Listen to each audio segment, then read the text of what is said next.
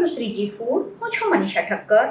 આજે આપણે હાથથી લોટ બાંધવાની ઝંઝટ વગર એકદમ સરસ ક્રિસ્પી અને ખાવામાં પોચી એવી ચણાના લોટની સેવ કેવી રીતે બનાવવી એ જોઈશું.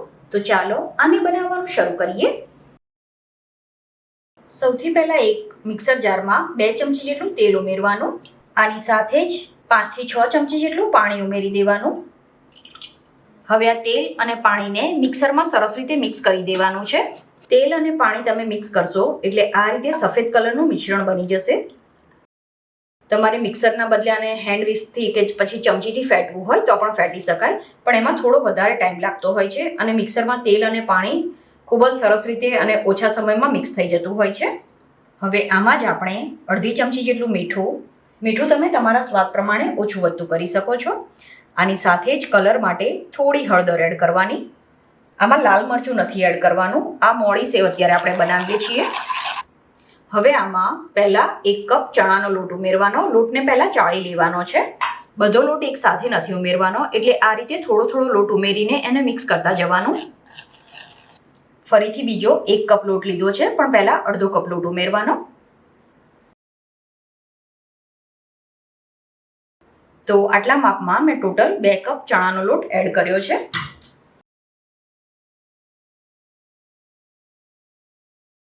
મિક્સરમાં જ 1 ચમચી જેટલું સાદું પાણી ઉમેરીને એને મિક્સ કરી દેવાનું. તમને એવું લાગે કે લોટમાં પાણી ઉમેરવાની જરૂર નથી તો આ સ્ટેપ તમે સ્કીપ કરી દેજો. આ લોટને આ રીતે થોડો ઢીલો જ રાખવાનો છે. તો આ સેવ માટેનો લોટ બંધાઈ ગયો છે. હવે સેવ બનાવવાના સંચામાં જે સૌથી નાના કાણાવાળી જાળી હોય એ લેવાની. આ જાળી જો તમારી પાસે ના હોય તો મીડિયમ થીક સેવની જાળી સંચાની સાથે આવતી હોય છે, એ પણ લઈ શકો છો.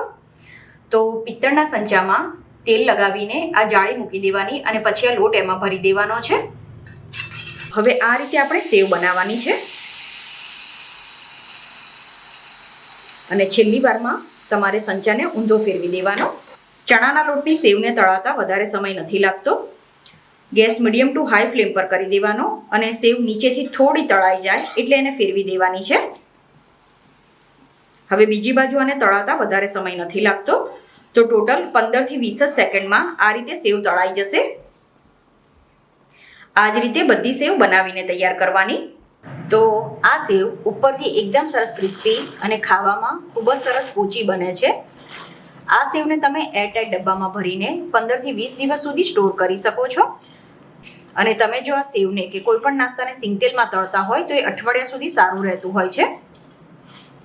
તો તમે પણ આ રીતે આ સરસ મજાની ટેસ્ટી ચણાના લોટની સેવ બનાવીને જરૂર ટ્રાય કરજો. આઈ હોપ તમને મારી આજની રેસીપી પસંદ આવી હશે.